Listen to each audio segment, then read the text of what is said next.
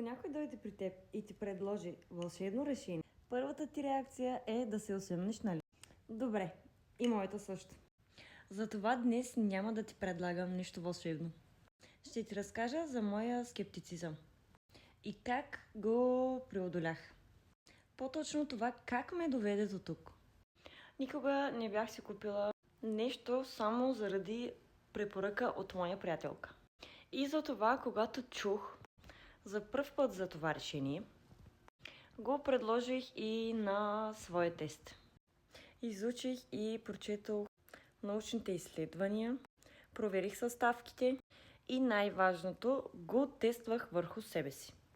И то не е един ден, не е една седмица, а доста време преди да си направя този извод. Днес споделям това, защото разбирам хората като теб, като мен. Ние хората просто не вярваме на празни обещания. Аз съм мостът между сложната информация и решението, което може при теб да работи. Ако търсиш нещо и ако искаш да си сигурна, че това не е просто маркетинг, говорим.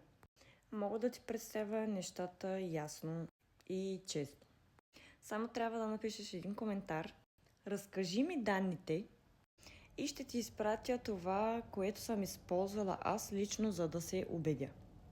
Без натиск и без напрежение, само информация.